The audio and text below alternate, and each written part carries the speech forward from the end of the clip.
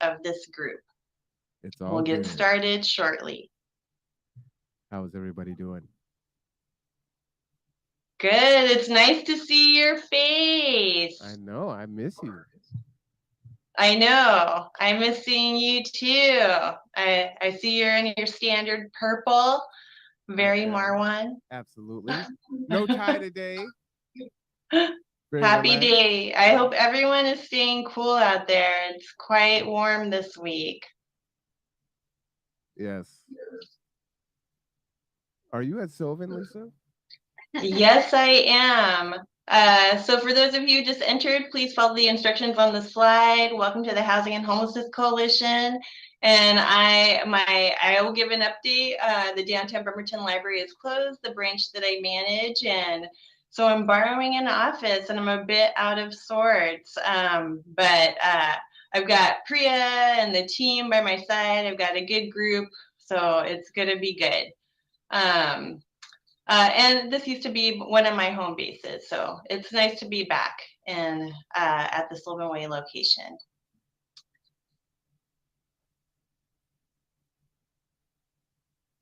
Okay, I'm gonna give it one more minute. Again, thanks for being here, and we'll get started in a brief moment.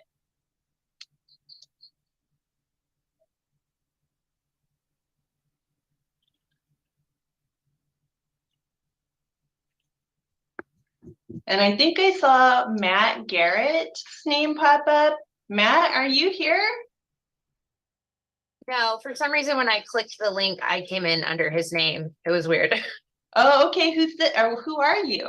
I'm Allie. I am a navigator with HSC. Oh, cool. Well, thank you, Allie, for being here, disguised as Matt Garrett. It shows Allie for me. Does it show Matt for everybody? I just saw when it popped up, like I can see who's entering in, and I thought I saw Matt's name. I had to change my name, so. Okay, everyone. Well, we're still probably going to be onboarding a few people, but I'm going to go ahead and get started. And so I'm going to stop sharing my slide, but welcome everyone to the Housing and Homelessness Coalition. My name is Lisa Lechuga. I am the chair of the coalition. We meet monthly, every third Wednesday, and we try to share information. We're a network of service providers that support housing and homelessness. This is a platform for the county to share information with all of you. And we will get started. Thank you for being here. I'm going to share my screen again and get the agenda up and show you what's going on for today. Get on the phone meeting. I can Zoom. Oh wow.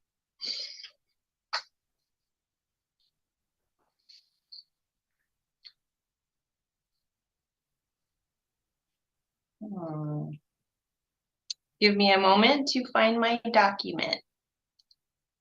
There we are.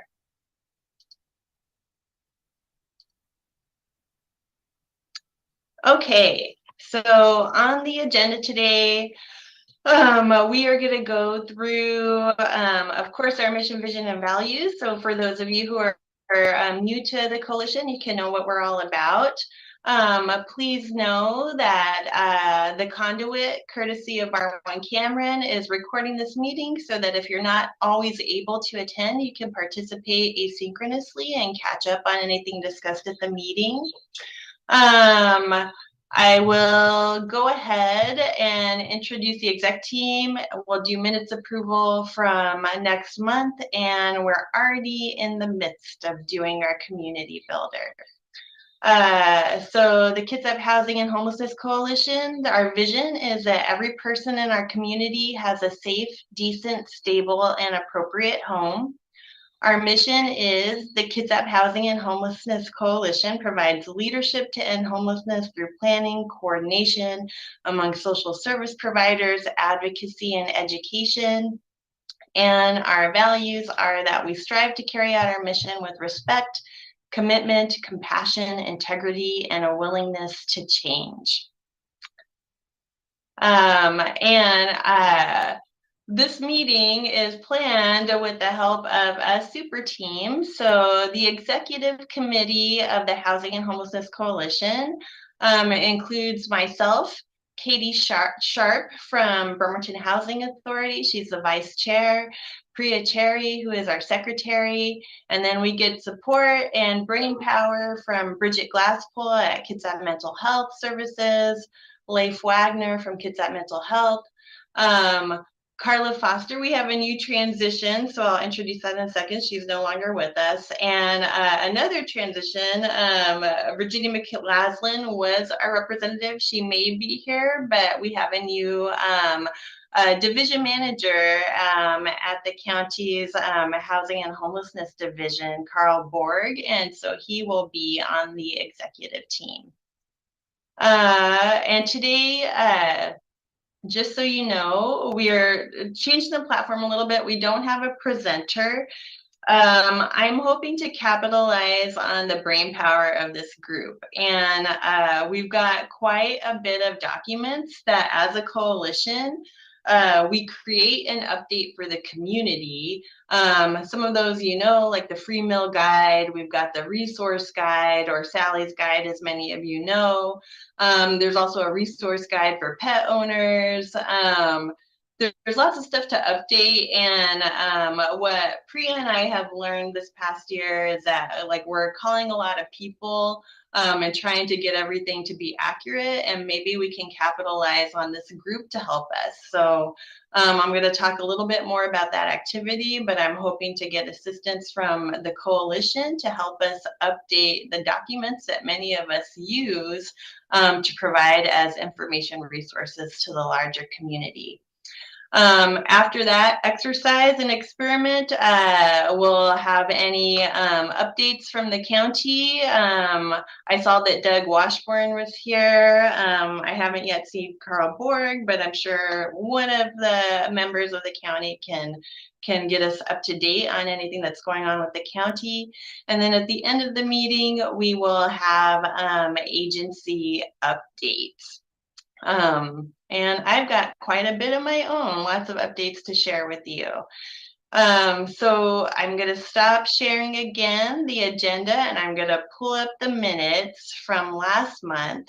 And I'm hoping to get someone to approve the minutes and then someone to second that. So let me pull them up. And these minutes are, again, courtesy of Priya, and who does an amazing job capturing all the conversations and discussions in the coalition. Can you see the notes?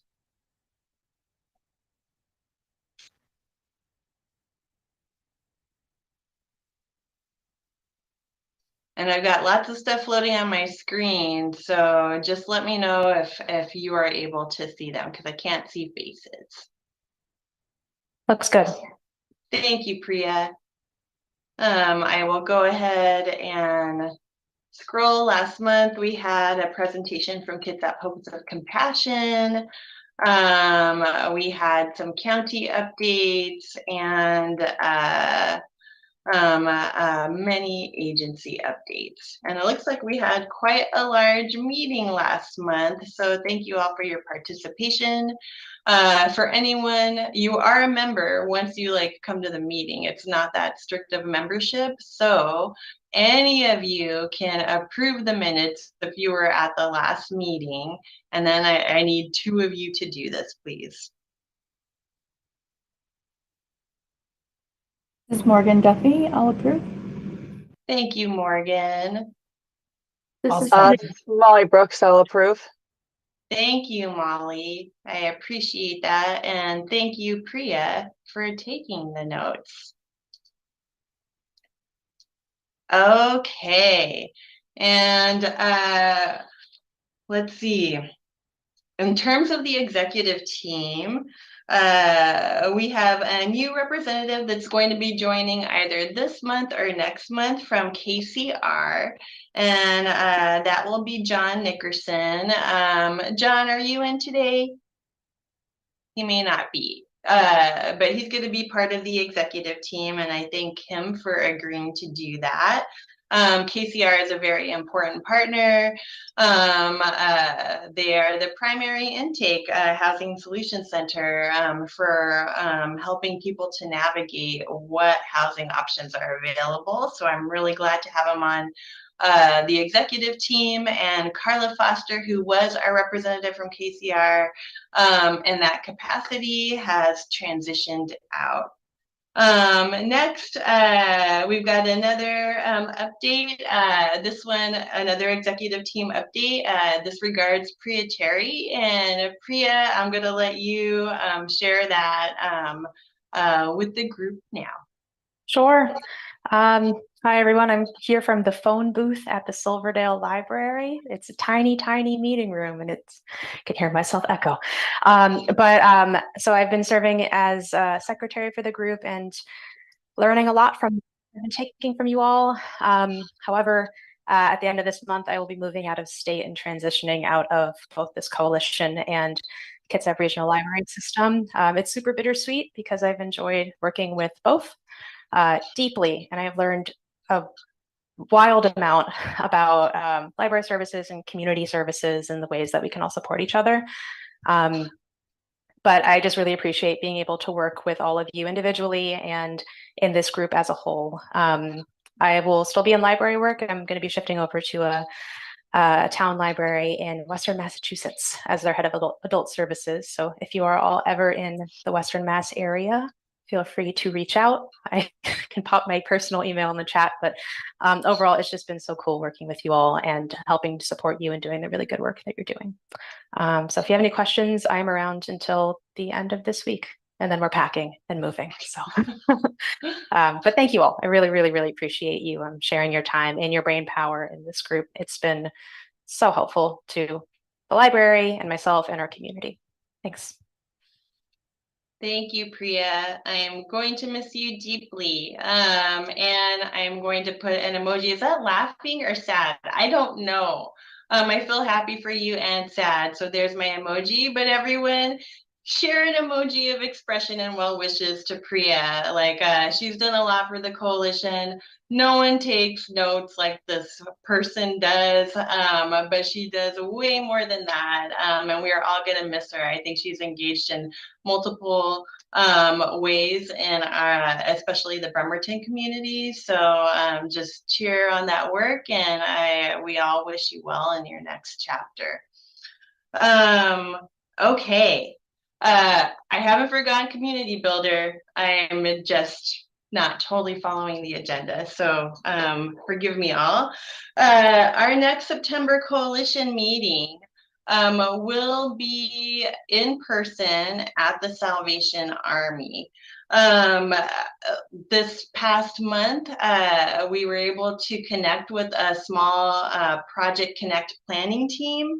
And so we're starting to get things sorted. But again, like we're trying to capitalize the knowledge and brain power of this group.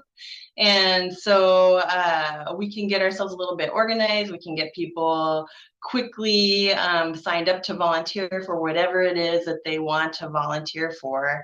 And within that discussion, regarding preparing for Project Connect, we're hoping to solicit some donations. So we often do provide lots of materials. I think there's a coat drive, diapers, socks, hygiene kits.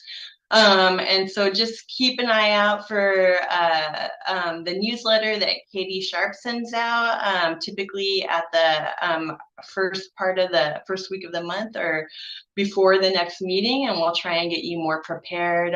There's still some details to be sorted out before I can share that with you. But we're going to try and be in person.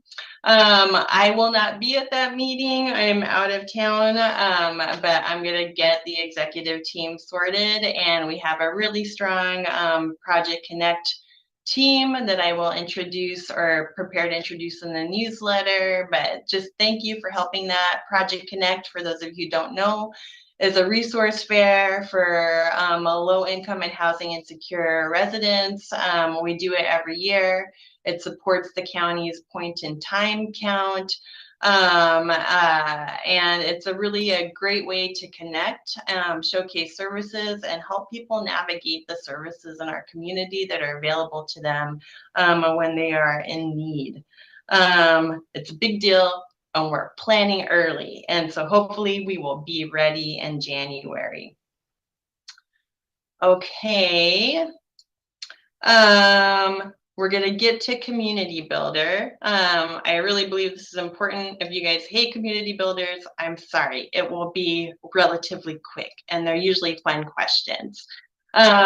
Okay, so Brenda Bright is in here for Jason this week. Thank you for being here, Brenda. Erica from Kitsap Homes of Compassion is here. Thank you. Jason with Kitsap Aged and Long-Term Care is here. Lori Flatray with Northwest Justice Project. And she did the community builder. She's glad she got installed an AC at home this summer. Yes, I am happy for you, Lori. I am living in a hot box and working in an ice box. It's a wild ride. James Crawford, the new superintendent of Bremerton School District. I am so glad that you are here. Thank you for jumping on board. Marley from PCAP. One thing that she enjoyed this summer was binge watching Blacklist. All right. That's a good way to stay cool. Angela, she wasn't hearing. She's had some technical difficulties. Thank you for sharing that. Michael Akey, I hope I'm pronouncing your last name right, taking his daughter to the park. Yeah, that's a wonderful activity. I'm curious about the park. You can let us know later. Sean Nye from Helpline House, fishing and camping, summer classics. Carl, the division manager of the housing and homelessness program at the county, swimming to cool off. Jessica Campbell with Housing Resources Bainbridge, hiking with her dog. Jason has had a few weekends at the ocean, and it's been a good summer. Emily Larson from Kitsap Rescue Mission, camping with the husband and the dog.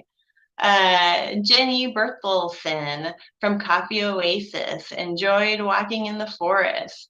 Jill Stanton from Bremerton Housing Authority, playing lots of golf. Candace Corey from WDVA Housing and Retention Program is here. Doug Washburn is here. Okay, Ben from Pallet Shelter was told he would be presenting, but didn't see it on the agenda. Do you know what time that will happen? Well, Ben, no one told me that that would be on the agenda either, but we'll try and accommodate you.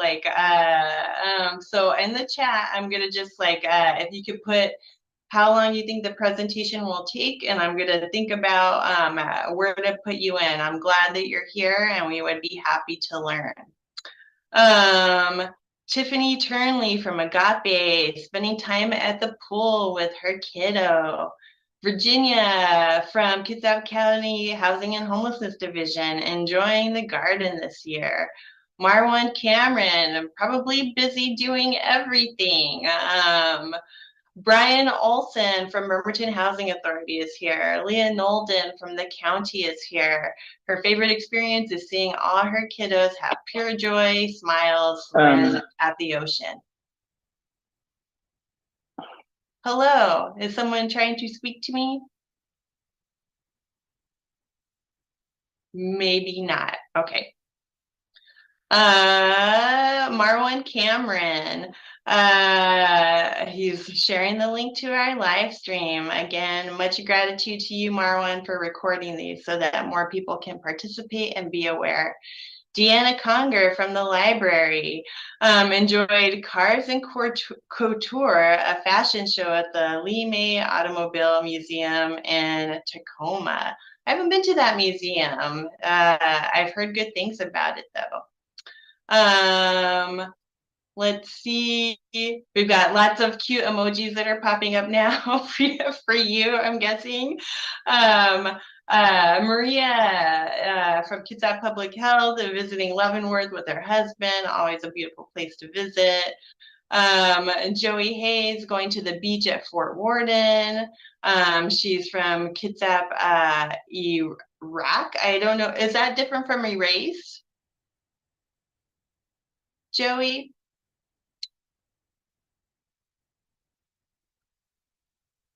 Okay. I'll let that question go. No, it was a typo. Okay. So you're from Kitsap, Iraq. Thank you for being here. Angela Boyer from PCHS hanging out at Mountain View Middle School with her wonderful co-workers. Jeff Coughlin, City Council, Harborside Fountain Park with his toddler, Matt, who is adorbs, I just have to say. Chuck, with, he will be attending a little bit late. So Ben says he has to hop off at 3. No problem, Ben. We're gonna make it work. Molly from the Erase Coalition, and they have a housing and homelessness sector or group. Thank you for being here. She just got back from camping in Friday Harbor and hanging out with her nephew.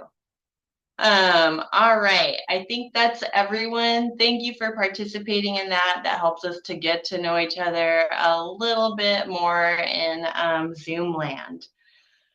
Okay, we're gonna try something and I'm gonna try and walk you through it. So I want you to raise your virtual hand and or raise your real hand. I always like seeing faces. Have you ever been in a meeting and you had to be, oh, wait, no, I can't go there yet. Ben, it's your turn. So Ben, from Pallet Homes, I'm gonna make room for you. We wanna learn about it. Are you ready now?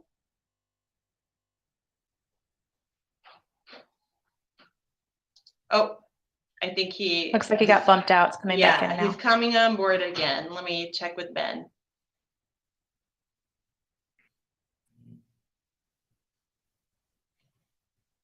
Hi, Ben. I see you there. Hi. Welcome aboard again. Are you ready now to present? Yep, I can present right now if that works for everyone, but also totally understand if we need to reschedule. I know that there was a whole agenda and I don't want to throw that out the window for everyone. I think we can make the space for that. Thanks everyone for rolling with this. Like we have been trying to learn a little bit about pallet homes more. Ben, do you have an estimate about how long your presentation will be?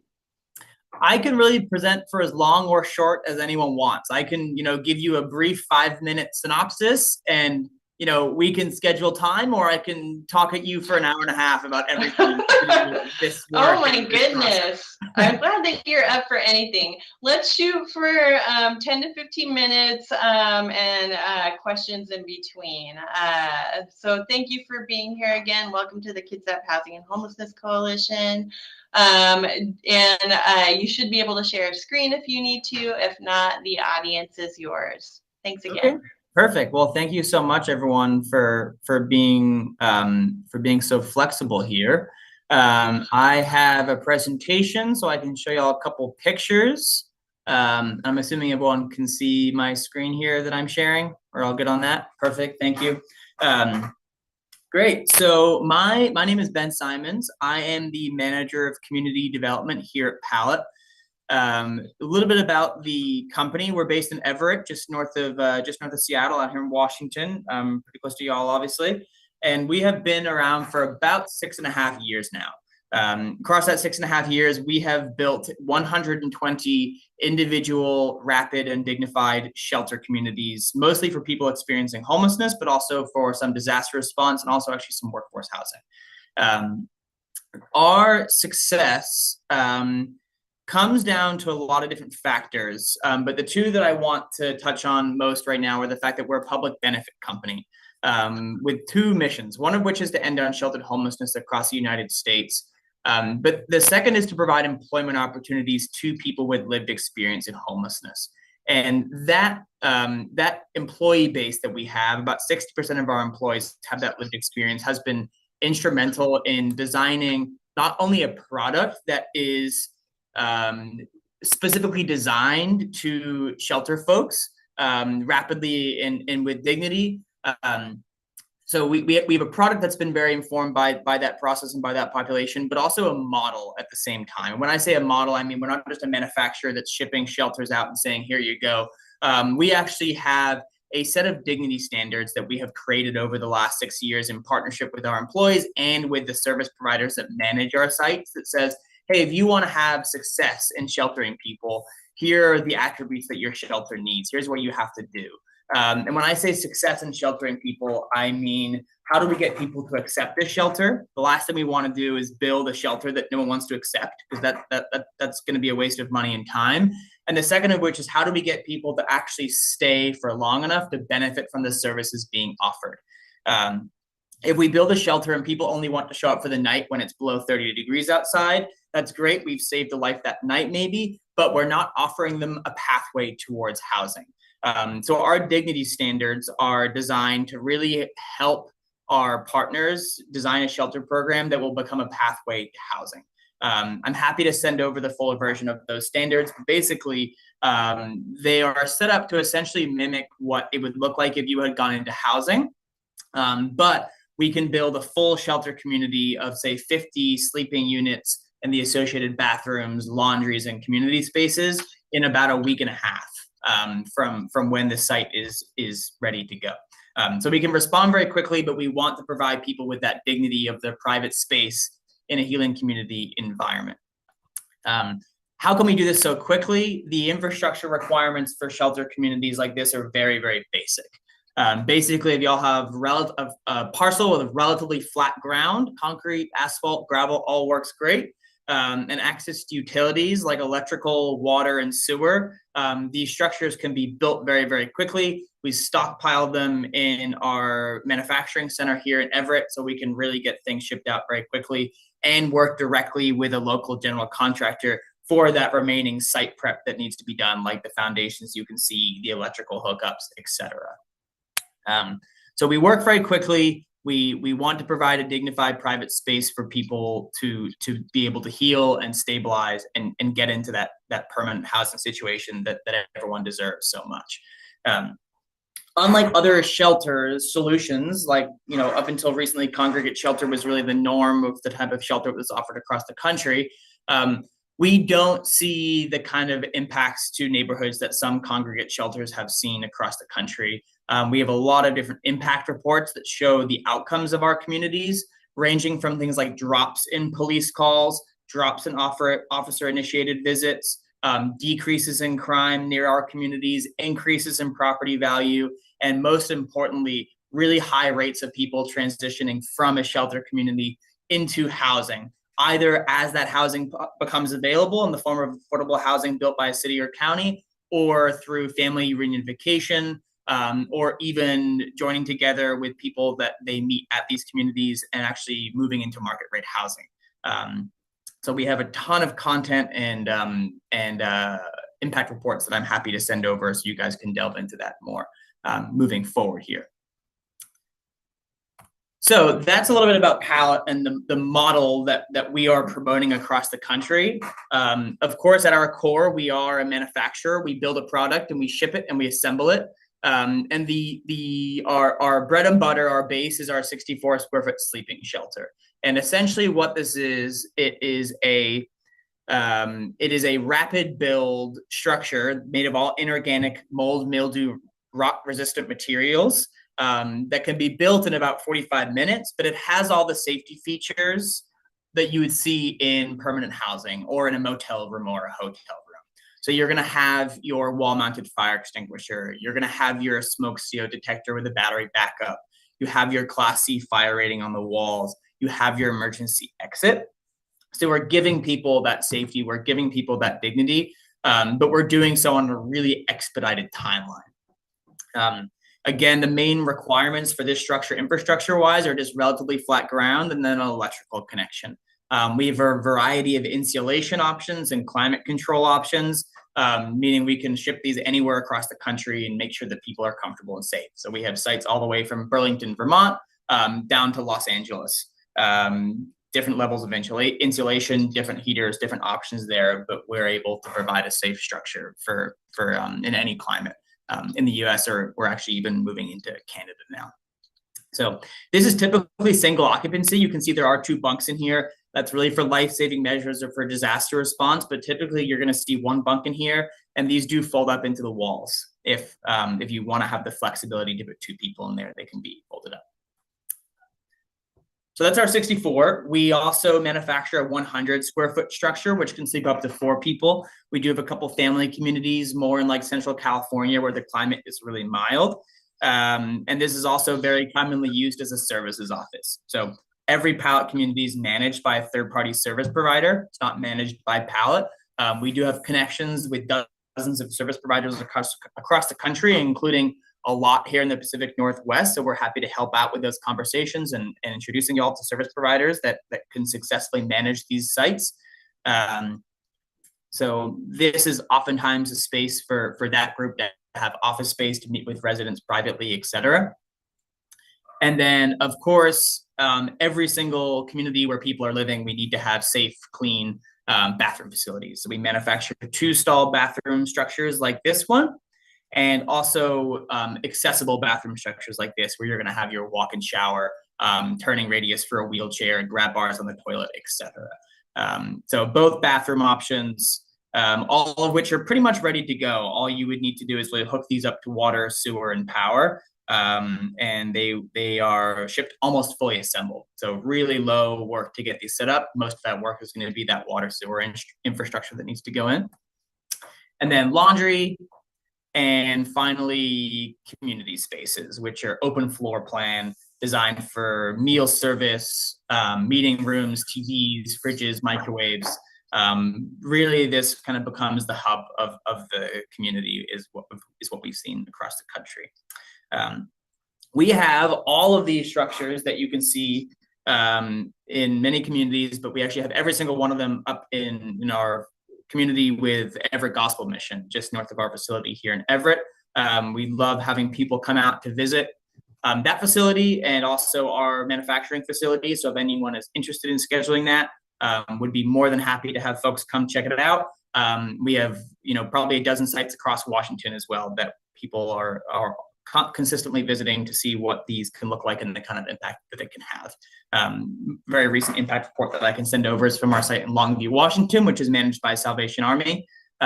They've had really amazing success of being able to completely close the, I believe it was called, I'm trying to remember what the encampment in Longview was called now, can't remember. But we're able to close that encampment and get a ton of those folks into a dignified shelter and get a lot of them into housing treatment programs, and have seen amazing reductions in crime in the area. So really exciting outcomes from that site. Some slides here I'm going to skip through, kind of give you an idea of infrastructure wise what these can look like, and I'll push through to a couple pictures of existing communities. So we have about 1,300 shelters across the city of LA, on a wide variety of parcels, a lot of permanent infrastructure, so a lot of concrete pads. They don't expect these to be going away anytime soon, so they've kind of set them up to last. Whereas we also have sites, outside of old city halls, just on parking lots, like here in San Jose. They've done a lot of great work painting, doing murals to make this feel really homey, as it is a family community. We have a site in Boston, Massachusetts, also relatively permanent, outside of a state-run hospital, which is a really exciting partnership we have with a service provider called Commonwealth Care Alliance, where they actually have medical professionals on site 18 hours a day. Have been able to really reduce medical costs and improve those outcomes really dramatically for folks living there. And then this is a great community down in Vancouver, Washington. They started out with 2 sites of 20 shelters each. They're about to build their 3rd, and actually we just got a contract to build the 4th and 5th site.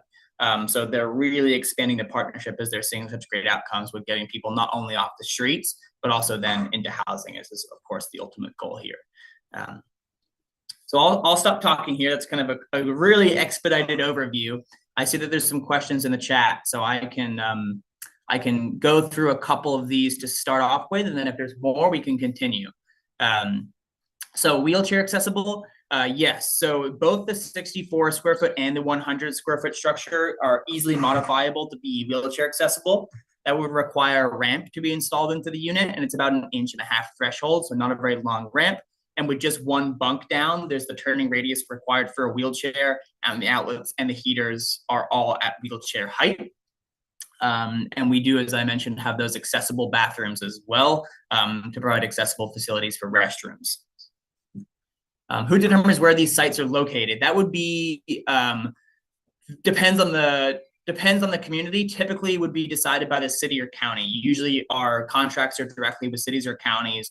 They provide the land, and then they contract with a third-party service provider to manage it. At times we sell directly to a nonprofit or private organization, and they're building these on their own land. And there's usually a collaboration with the city or county around building code and zoning, but that would be up to them to place them. We're happy to help with that process. I'm local, I'm in Seattle. I can come out and we can do site walks. I can provide you sample site layouts. I can collaborate with a general contractor locally to get quotes for what infrastructure costs would look like for different parcels. So we're typically very involved in that process, but we don't choose. Chuck, I can definitely send over a link to the presentation, and I'll also send over something that kind of summarizes a lot more of what I'm saying, as opposed to just you having a bunch of pictures and trying to remember what we talked about. So I'll send that over to Lisa, and that can be disseminated across everyone if that works. Palletstructure.com, that's a great website. Cost is going to be pretty variable. The way that I like to think about it isn't by like unit cost of a shelter, because it doesn't really parcel out like that when you take into account shipping and assembly across an entire community. But to give you an idea of like the total cost for a site, if you wanted to buy 50 shelters, you wanted to house 50 people and buy the bathrooms you need and the laundry structures and the community structures you need, product wise, that's about $1 million to get all the buildings you need to house 50 people. The site cost for that is going to be variable. It's going to depend on the parcel that you choose, and it's going to depend on things like local cost of labor. We can send over a couple budget estimate sheets that are based on historical averages. And again, we're happy to work with a general contractor to quote out what the actual site cost would be. How long these last? The materials that we use, it's a fiberglass reinforced plastic. It's all inorganic. It's mold, mildew, rot resistant. Our oldest community is 6.5 years old. It's in Tacoma, Washington. At that time, we were using materials that are not even nearly as robust as what we're using today. The manufacturer of our wall panels today, based on testing they've done, mostly around UV exposure, which is the most likely thing to break these down, they say that they should last at least 20 years. That's going to depend mostly on the use case. And basically, how long these shelters last is the biggest variable. There isn't even who you're housing in them, it's your service provider. Is the service provider able to create an environment where people are feeling stable and safe and dignified? And if so, they will have it'll be much less likely that you'll see significant damage to these shelters. We very rarely have to replace entire wall panels. The most common things we have to replace are really small things like door handles and windows. We have a 2-year manufacturer's warranty. Anything that's not in that warranty is typically really easy to fix on site with the facilities person. Door handles are 2 screws, windows are about 16 rivets, so it's really easy to replace everything if necessary. I talk really fast, I'm sorry. You did so good, Ben. I still appreciate your flexibility to go for 5 minutes or 2 hours, whatever. Thank you so much. It looks like there was a lot of energy and curiosity. So I don't know if you have my email, Ben, so I'm gonna put it in the chat so that you can email me your slide presentation and any other sort of resources or contact information. It looks like we had some specific requests for that. Any last questions from the group? Okay. All right, Ben, you are welcome to hang out till 3, or not. Thank you for being here and thank you for sharing this. I didn't expect it, but I know we've been trying to get to talk to you, so a real privilege, and I appreciate the information. Wonderful. Thank you so much for making the time. I appreciate it. Okay, take care. Okay, you too. Bye-bye. Okay, and I see many requests for more information, so we'll include that in notes. What I can do, Lisa, I'll butt in one more time. Sorry. I'm Sure. gonna put together this folder with a bunch of information right now, and I'll just put it in the chat, and then people will just have access to it. Thank you. Wonderful. I appreciate that so much, Ben. Thanks again for being here. I forgot to mention, everyone, Priya's transitioning out, and I need a secretary. Like, I need one of you to be the secretary. It's not scary. It takes about an hour. I'm not picky about notes. We just want some sort of documentation. And we need your help. Like, it can't just be the same people doing the same things all the time. So if you are interested, please put that in chat or email me. That's an important role. And if you're secretary, you'll probably be chair. That's cool too. You've got a good team. So just know it's a group effort and we're a team trying to figure things out together. All right, on to our next task. You all are smart and you're knowledgeable. You're especially knowledgeable about your organization and your services, and I need your brains. And I'm going to unapologetically, or maybe a little bit apologetically, say that we're going to try breakout rooms. I don't like them. You pop into a room, you don't know who you're going to see. You have to pop out. You don't know when that's going to happen. Priya and I were talking a little bit to try and make that maybe not as jarring. But here's our task. Let me share my screen. I'm going to show you our resources. Okay. We have a free meal guide. It's awesome. It was recently updated in April. And then I got a couple of emails to the Housing and Homelessness Coalition email that 2 things were out of date. And a person trying to find food in our community had to drive around with limited funds and limited gas. And so I want you all to look at this document and help us to update it. I've got a Google Doc because you can't edit this document. I have a Google Doc that we can add our notes. This is an experiment, roll with it. So that's one. We have Sally's guide, the Homeless and Low Income Resource Guide. This is an amazing document. Priya updated it. It's reformatted. It's easier to read, but as you can see, there's a lot of information.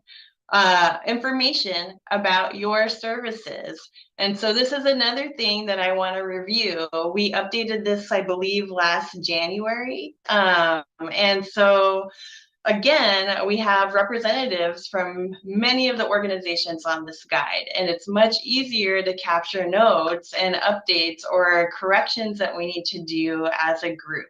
I'm also considering trying to make a project team. Priya and I were talking about that. It might be easier to do that, but I wanted to also try to see how we might be able to capture the knowledge that you have. So there's this guide. These are all Housing and Homelessness Coalition documents that we produce as a coalition. This one is an amazing document also with our brand, and Priya, correct me if I think I'm on how you can help people living homeless. This is an awesome, yeah, thank you. This is an awesome document. And oftentimes, like as chair, I'm receiving emails from people or from community groups that just want to know how they can help. I refer them to this document, but it hasn't been updated since 2019. And the information may not be accurate. I'm a library person, so I want things to be up to date, even if some of the information may still be valid. And so this is the one that I want all of us to look at together today within like a short span of like 30 to 45 minutes. I'm going to walk you through how that looks like. But there's just so much information out there, and two people at the library can't possibly have it all. And so this is another one that we need to update. And then the last is this pet resource guide. So this is for people who are living in sheltered. It's also a bit older as well. But people have pets, and often they don't know where to go to obtain food or treatment, veterinary care. And so there's that guide that I want to try to start updating as well. So the process today, everyone in this coalition meeting today gets to join. I'm seeing like the participation drop. It was like 52, now it's 43. That's okay. It's an experiment. We're going to try it out. Thank you for those of you who are still here. What I would like to do is have you select one of three groups. So you can choose what you think you might be able to offer or update based on your interest and knowledge. But I'm going to have three breakout rooms. One is the free meal guide, one will be the resource guide, and one will be the resource guide for pet owners. Everyone will be also looking, no matter what group you choose, will also be looking at how you can help people living homeless guide as well. So each group will be looking at two guides. What I want you to do when you opt in to go to a Zoom room is just to say hello to your group, give yourselves about 5 minutes to just say who you are, show your faces if you can, say what organization you work with, and then take about 5 minutes to review both documents, particularly if you see information about your own organization that your eagle eyes could help us. In the chat, and then just kind of like start making notes. And the notes are going to be on this Google Doc, and I'm going to share a link with you right now in chat. Basically, I don't want to like over process this or facilitate it. Basically, you're looking at it. I will take any notes, but I'm looking for items to remove, items to add, and corrections. And that would be for each guide. So, and then within the Google Doc, like each guide is linked directly so that you can look at it. I'm going to stop sharing for a minute. No, I don't want to share. I want to stop sharing. Okay, so thanks again for those of you who are still here. I want your knowledge. I'm gonna start the breakout room, and this one I might need help with Priya. So I created the breakout rooms, Priya, but I can't see how people can select their own breakout room. And before we do that, is everyone okay with just giving it a try? This is low pressure. Just go into your room, look at these documents, and see what recommendations you can offer. That's all I'm asking. After this exercise, I think we can have the voice of God on Zoom. So you may hear me being, are you okay? Or maybe my head will pop in, I'll be, are you okay? And I think we can also have it so that you can come back to the group if you're done. So no, like, I'm not going to shut you down if you're in it, but you will have a cap of like, you know, we're already a little bit late. It's 2:51, so we'll say the cap will be 3:15 because I want to honor any county updates. And we could be briefer as well. If the process does not work for you, let me know that it doesn't work and we'll try something different. I might recruit some of you specifically for a project team, but this will get us started, and now everyone knows what we produce and what information we share with the community. Thanks for rolling with this experiment. Now we're going to get into Zoom rooms. You can choose your room, the free meal guide, the resource guide for pet owners, and then everyone is looking at the how you can help living homeless. And Lisa, let can me you, oh, sorry, can you share put the the link in the Google chat? Doc. Yeah, let me put that in right now. And then for those of you who haven't used Zoom rooms before, on the bottom row of your controls, there should be an area that says breakout rooms. If you find that, and there are 3 available rooms aside from the one big room we're already in, which is called unassigned. If you scroll to the bottom, you should see a little button that says join. And that way you can pick your group. And if you can't, just wave and I'll assign you to something. Michael, is that a no? Yeah, I don't even have the breakout room option. I don't either. I don't either. Okay, hang on a sec. Whoops. I don't see one either. Oh no. Okay, it's an experiment, you guys. I can just assign you. I have Zoom rooms open too, Priya, so I'm gonna close mine. Maybe that's what's stopping it because I tried to prep in advance. When you did that, a little thing went away at the top saying that somebody had to assign you. Let's see. So I'm you didn't have gonna. anything at the bottom, but I don't want to assign. I want you guys to select. Priya Also- and I found it last time. Also, will the resource list be available that we can look at? Or I think it just went through, didn't it? Yeah, so the resource list, if you go to that Google Doc that I just shared in the chat, it's going to have the links to each document. So once you're in there, you're taking notes, you can open up the link and you can open up the document. Oh man, I was hoping that I wouldn't have to randomly assign people, but Lisa, I think I saw I just selected allow participants to choose room and allow participants to return to the main session at any time. Can one of you who is Zoom savvy take a peek and see, has Zoom rooms popped up yet? Generally, you need to restart the meeting room for that to Oh, take goodness gracious. Hang on. I'm going to click open. I'm going to see what happens. I'm so sorry if it goes wonky. don't feel sorry. This is not Good easy luck. to do. Michael, yes. Brenda, yes. I can choose which one I want to go to. I can choose too. It works. Okay, all right. If Give you're it a not able go. to choose,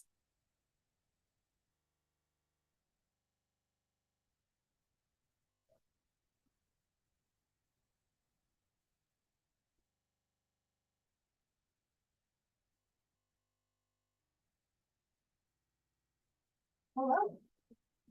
It's always best when meetings are fun. A new experience.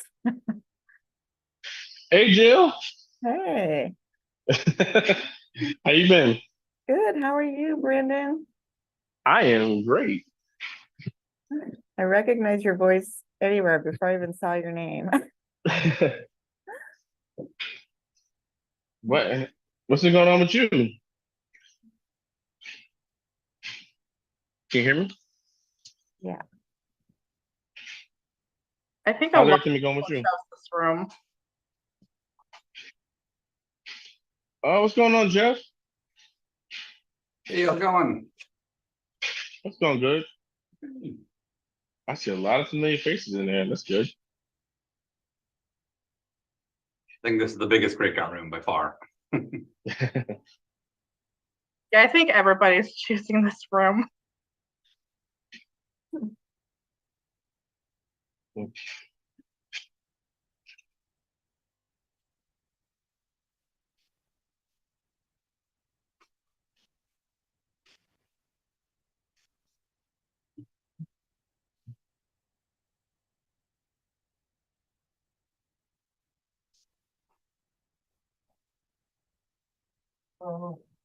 So Are adding things to the list? I kind of got both things pulled up. I was just gonna say, does anybody have that document squared away where they can get to I it? do. I have it on one side of the screen, so I'm happy to type if people want to shout things out. Because if I understood the instructions right, so And we're just kind of listing things that we want to get put into the read, or we think are missing from these documents. Yes, all of it. Okay. This is the general resource guide group, right? Yeah. Fantastic. Yeah, so I'll share as the primary editor for this current version. What we did was we took all the information that was on the older versions that Cheryl Piercy was updating, kind of winnowed it down to the essentials, and then either visited the website or called every single service provider to get their updated hours, services, locations. And that stuff goes out of date super quick. It's already out of date. We finished it in January. So just any of that information that you see that needs to be changed, that needs to be removed, or equivalents that you want to see added, all of it. So I just opened up all of the things except for the pet one, because there was a specific pet group. I mean, I can't open that one up too, and I'm just kind of like looking at it and saying if I see anything that I know is wrong.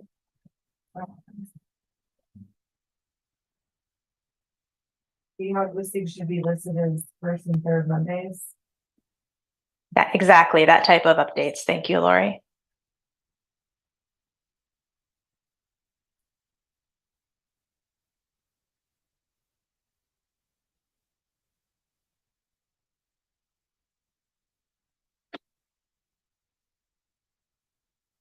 Ooh, it's making me. So wait, am I not actually able to edit this document? It says I have to ask the owner. Let me bug Lisa about that. Keep adding your notes in the comments here, and then we can transfer them all over here.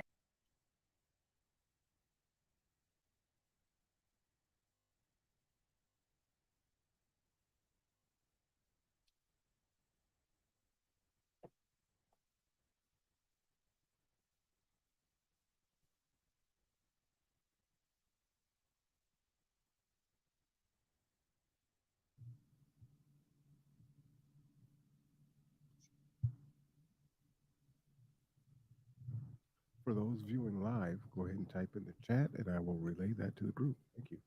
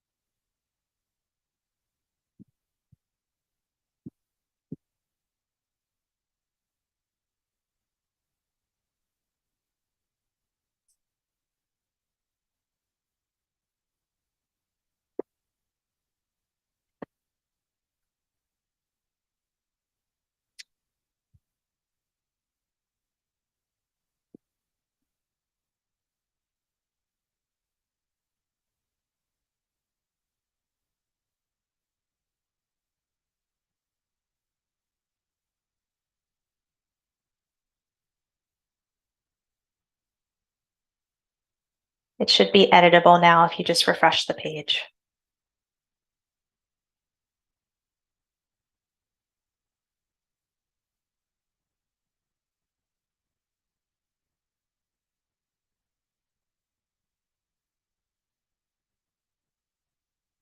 There is.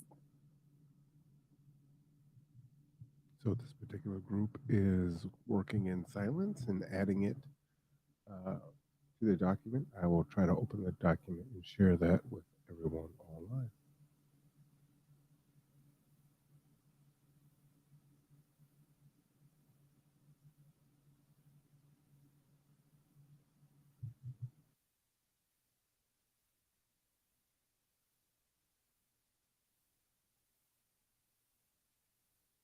These notes look great. Thank you, guys. I'll pop back in a little bit.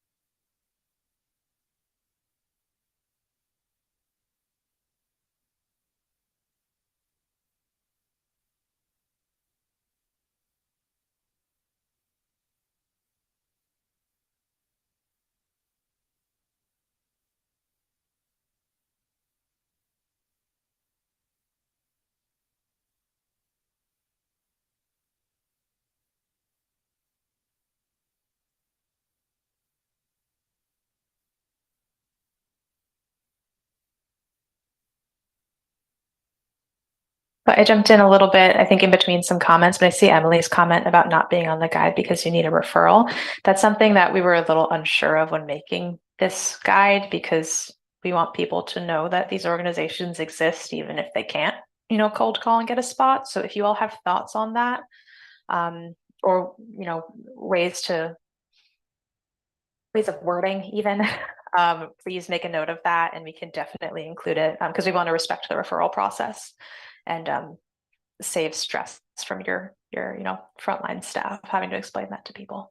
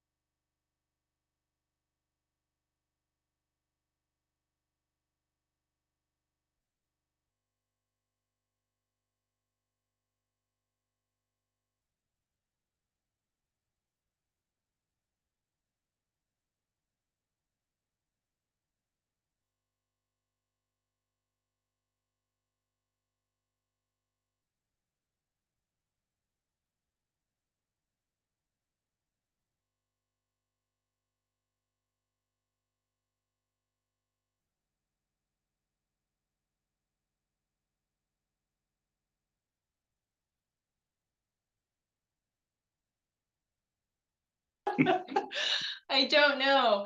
Hello, welcome back, everyone. Welcome back to the main room. Thank you so much for participating in this experiment and trying to help us to update some resources. I hope everyone is here. Just a quick, like, you don't have to get into detail. I will look at the Google Doc later. You can always email the admin email if you have input or recommendations on process. I think what I'm going to do with the initial review that you all did is that I'm still going to look at creating a project team. So if you're interested in updating these documents, please do email me directly at my library email, which is in the chat, or you can email me at the admin email, which is on every agenda. But I wanted to get us started and also try and see how this might work to capture the knowledge of this group. Just to get a sense of where you're at regarding breakout rooms, not the whole meeting, just the breakout rooms. Can you give me like a thumbs up or a thumbs down? Was it a thumbs up for it was tolerable? A thumbs down, like, please don't ever do this again? I'm seeing a lot of tolerables and thumbs up. No outliers with the thumbs down that I can see yet. Okay, awesome. Thank you for trying this. Thank you for getting us started on updating. Janae, thank you for your comment. And we are going to try and update these together. We're pretty good on 2, but I'm a little bit worried about the pet resource guide and the how you can help. So I'm glad. Oh, Angela's got a like pointy one. I don't know what that means, Angela. Is that tolerable? Never do again? So? I will never know unless she says. Okay, we're going to move on. We still have agency updates and updates from the county's Division of Housing and Homelessness. Again, thank you for trying this out. So county team, I'm seeing Carl, Virginia. I saw Corey in her earlier. The floor is yours for any updates or information you want to share with the coalition. Well, good afternoon, everybody. We're getting down to where we're going to be hiring a construction manager for the Pacific Building Mile Hill Shelter. So that's the first step in starting the construction project, and hopefully will be next fall when it's up and available for 75 rooms. There'll also be a veterinary clinic pet care area in there, so that'll alleviate some of the issues with your pet care problems. We're actually going through our by the grant process right now. We've received applications. We're going through those, and we'll do agency interviews the beginning of September. Other areas in the county will be doing them next week after that. So we'll all be doing that. And if anybody else wants to update, jump in. From the county team? Yeah. Okay. Leah, Virginia? No, I think the only other update that I would add to kind of expand on the coordinated grant application process is that the interview schedules for the AHG, PHHG funding. So I'm seeing a lot of folks in this room that will impact those. Interview schedules will be sent out in the next couple of days. So please keep an eye out on your email for those so that you have the information and you know when we're expecting you. All right.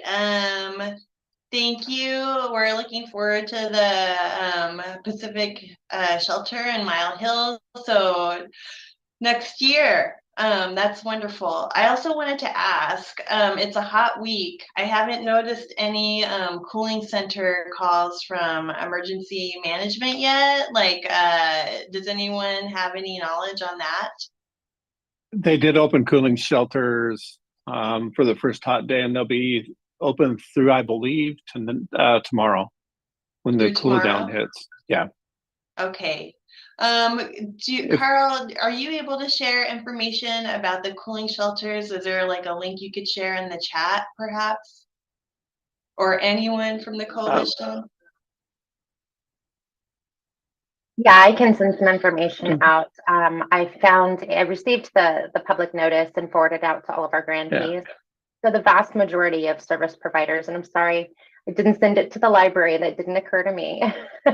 Well, we should be cooling centers. Like most of our well, not all of our branches, but some of them are cooling shelters. Absolutely. I did send that out to all of the direct service providers. The link that was on that notice was not correct, as it was pointed out to me later. I can go ahead and share. I found searching online the correct link, and it actually has a map at the bottom of it, which is pretty handy. Okay. I'm sharing putting in that. chat. It looks like we've got lots of resources here. So Angela shared a Kitsap Sun article, Jeff shared a link, and Virginia has a link too. So I think we're good on finding locations. Thanks all for sharing that.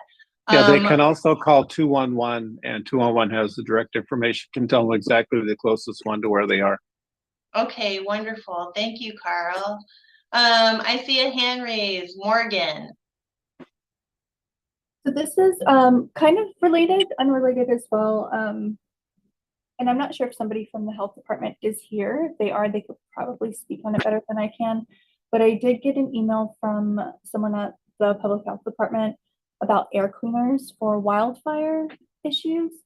So they're looking to give out air cleaners to organizations that do have people that frequent the locations, people that are unhoused, people that are low income, people that are pregnant, these high risk groups.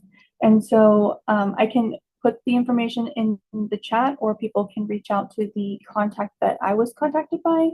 But I think it would be beneficial probably for the library to maybe get these in their locations. They also give out flyers related to wildfire smoke and how to stay safe. And also they have masks available that they can send to different locations. So I'll put the information from the contact in the chat. Thanks, Morgan. I think we have a few from Kitsap Public Health. The library, we get masks and we have those flyers too, but it's good to share with the group. So thank you for speaking up on that. We're going to shift over to agency updates. Thank you, county team, for your work and support and just keeping us informed. Okay, I'm going to start with updates from the library and just a couple of shout outs, and then I'm going to open it up to the group. If you don't know, the downtown Bremerton location of the Kitsap Regional Library is closed temporarily to install an HVAC system so that we can be a cooling center. This has an impact on our downtown community in Bremerton and those people that are living unsheltered in that community as well. But it's for a larger purpose, so know that you can use any other Kitsap Regional Library right now, and most of them are cooling shelters. Also, if you have an announcement, go ahead and start putting that in chat so I can call you after I share this information. Next, I hope we still have members from Kitsap Erase on the line. I just want to give a shout out to them. They have a housing subgroup, and they've been doing some good advocacy on behalf of people living unsheltered. I happened to be at one of the July City Council meetings, and I just appreciated them speaking up and advocating for people in our Bremerton encampments. And the last shout out that I want to do, and which I'm going to hopefully share with Priya to share in the last notes that she will do. But Kitsap Sun, our local newspaper, is just doing an amazing job kind of covering the story of housing and homelessness in our county. Lots of news articles that I think are beneficial to the group. And so I'm going to share them with all of you. But since our last meeting, there's been 10 articles, or almost 10 articles. So we have the effects of the encampment. They did an amazing story on the county's heart team with Jared Moran and the work that he's doing to compassionately help people move out of encampments and obtain resources and housing. Information on drugs, information on Monk 2 Pie and just getting out there and serving barbecue at the MLK Way encampment. Try as they might, I can't get Monk. I want him to come. So if you guys have like an inside relationship with him, please do let him know. But lots of great articles. And so I will try and share this out. I also want to share I'm going to share my screen one more time because I want to show you how to obtain articles, because I subscribe to the Kitsap Sun and I have my own account, but you can get them for free from the Kitsap Regional Library as well. And so like if you have any issues with our links, if you go to browse and then news under research and learn, you're going to see a link for Kitsap Sun. And so you can actually access specific articles. I will try and link them always in the notes. I'm going to try this out as well because they certainly do. These articles help me to understand a little bit more about what's going on in our community outside of these meetings. Also a shout out for City Council because they are the most informative and entertaining meeting. Tops the coalition meeting, Jeff. I love our city council meetings, and this topic is always like an issue that is discussed by community members. Those are my updates and shout outs. And now I'm going to open it. Yes, Brenda, you do need to have a library account to access from home these articles, but if you go into any branch, you are able to access it without an account. Okay, so now it's time for broader updates. Does anyone have an update to share? You can put your name in chat or you can raise your hand.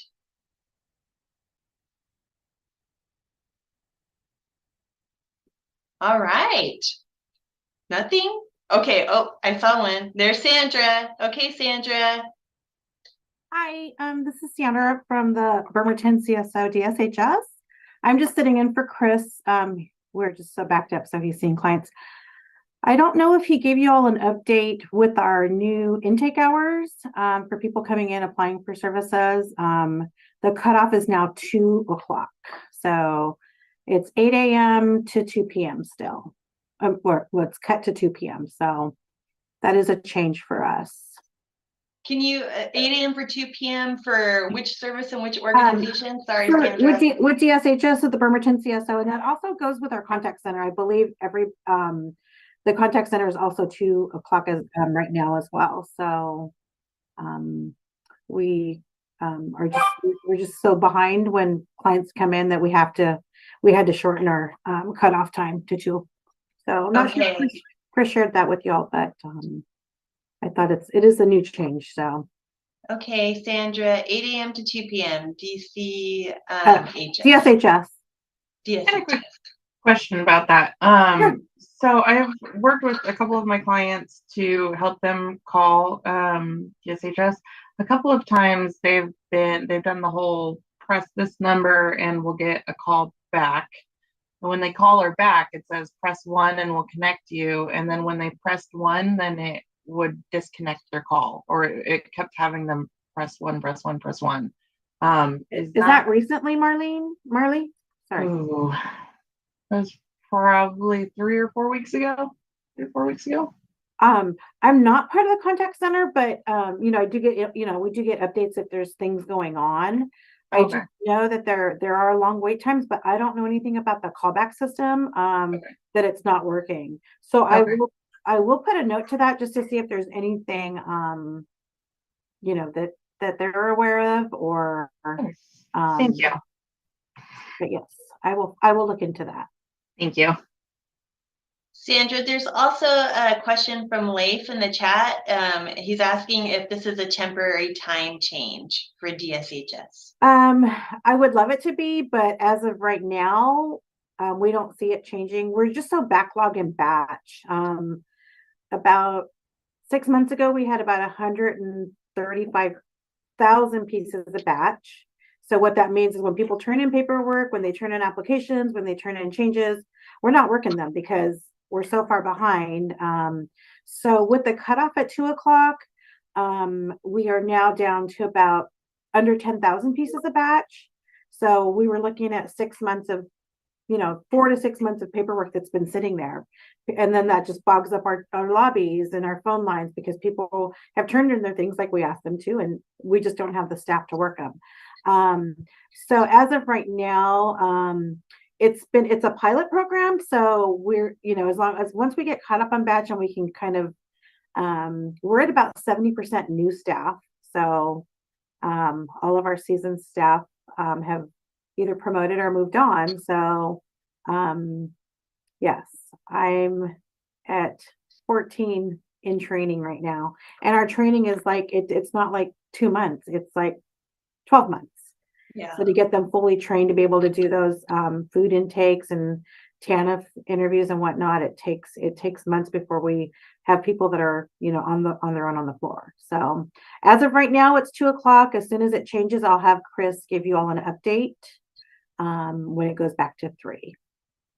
Thanks, Sandra. And then Marley had a follow-up and she's asking, does this extend the amount of time it will take to establish services for clients? Establish as in apply for them, or because So like if I were, let's say I were to apply for food stamps again today, would it take longer for me to get that first initial food stamp because it's such a backlog? Food stamps, our basic food is the day that they apply, is we backdate it to that day. So they have 30 days to, if they do an online application or drop off a paper application or mail something in, fax it in. Once we receive that, of course, during business, Monday through Friday, we date stamp it the day that we receive it. So if I always tell people, like, if it's a Friday afternoon and it's after 2, hey, fill this application out or go online before 5 p.m. because we'll backdate it. So they're all backdated. Food is backdated from the date of application. TANF and ABD cash, of course, it's not because we have to determine the eligibility. So the TANF and ABD cash is based on the date that we find them fully eligible. So, but food, we backdate it to the date of application. So you backdate it to the date of application, but when you actually get those funds, is that longer or is it? No, as long as they do the intake and we get them approved, it could be as early as, depending if they're expedited or not. If they're expedited, it could be that same day. But if not, it'd be first thing the next morning. Okay. That the food would be on the card. Okay. Thank you. Mm-hmm. And I don't know, there's been a lot of skimming going on. So we've had an abundant, a lot of people coming in today, their card has been skimmed. If you're hearing that out in the community, they can call our contact center and report it. And we can, we're looking at, we're sending all those in to have them looked at to possibly be replaced. Unfortunately, we can't just replace it here today. We still have to send it in and follow the process. Sandra, can you define skimming in this context? So what's happening, it's pretty new to me as well, that when they're swiping their card, it's being read by thieves out there, and they're being able to use those cards at other places. So we haven't seen a ton of it in our area, but I'm hearing recently that that it's been happening more and more. It's so new to us that our headquarters just put out a training for our staff which the training got released yesterday, so I haven't had the opportunity to do the training yet. But if a client says, oh, I have 0 on my card now, I had 300 yesterday, we can look into it and see the transaction history. And some of them are like, I saw 3 today that were done in Renton. Well, they're here in Bremerton or Kitsap County and haven't left the county. And, we ask them some follow-up questions, and you can truly see that they've not been anywhere else but here. So yes, let's see. Is there a way for people to protect themselves from changing PIN numbers? If they feel like they've been skimmed, they can always come in and we'll get them a new card. We can issue cards up to about 4 o'clock, 4:30 in the afternoon, just depends on the day. But we can extend our hours for them to pick up a card, or they can call the backside of the EBT card to have a card replaced. They can also change their PIN number, but I don't know if the PIN number changing is even doing much to it. We would prefer just to get them a brand new card. Okay, thank you, I don't know if there's Sandra. any more questions. I just saw that one pop up. Are there like specific locations where skimming is happening? Or is it just kind of random? It's kind of random as of right now. So it's random, yes. Any other questions? Thank you, Sandra. Thank I you. appreciate your work, and And I'll have Chris DSHS. give you all updates if there's anything new up on that next month. Okay. I don't know how to Thanks put for my hand joining down. us. Thanks for joining lower us hand. today, Sandra. It's Yeah. nice to see a new face. Okay. Jenny from Coffee O, you're up. Hi, so next week on Wednesday, we are having our annual back to school bash for ages 13 to 25. They will be able to get school supplies, from each of our centers. We have a center in Paulsbo, Bremerton, Port Orchard, and Kingston. Like I said, it's for ages 13 to 25. I just want to let everyone know about that. If they want, they can get shoes as well, but they need to fill out the form by Friday. I know this is kind of short minute, but they could get that form filled out at each of their centers as well. It just has to be done by Friday in order to get the shoes in time for the back to school bash. That's it. Thank you. Jenny, do you have a link to a flyer or? I can try to see. I can let me see if I can get something to at least each of the centers, the Facebook event. Okay. I can do that. Perfect. Thank you. Lisa, can you send that to me so I can put it up on the website too? Yeah. There's so many community events, everybody. Like the library can't keep up, but Maria shared, like, there's Islander Fest at Pendergrass Park this Saturday. There's Doc Love the Kids. Manette Fest is coming up, like Blackberry Fest. Like, there's just so many different things going on, a lot of community fairs where everyone's back in full force after the initial years of the pandemic. So we'll try and I'll share everything that I've encountered too, Leif, with you. All right. Thank you, Jenny. Okay. Brenda for Jason, you have the floor. Just a reminder that next week is the Kitsap County Fair. Kitsap Aging and Long-Term Care's Information and Assistance Team will be manning the senior lounge in the pavilion. Again, this year for our seniors, for a place for them to rest their feet and have some resources available for them. And our team members will be there if they have any questions about other things that we have available for them. So we're looking forward to that. So it's fun. Thank you, Brenda. Any other updates for the good of the coalition or the community?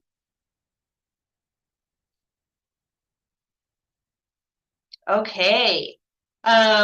Much appreciation to all of you for trying out the breakout rooms, for trying to help get us started on updates with our resources that are printed for the community. Next week again, or next month, excuse me, we're going to try and meet in person at the Salvation Army. The focus will be on Project Connect. And also just, it's a good time of year, hopefully, to just get like some real FaceTime, not Zoom FaceTime, with one another, because there's lots of great things that we do. And please do check out the news articles that will be in the notes because they're very informative. Thank you all. Have a wonderful day. Priya, we're gonna miss you so much. And we'll end with that. Have a wonderful day. Thanks.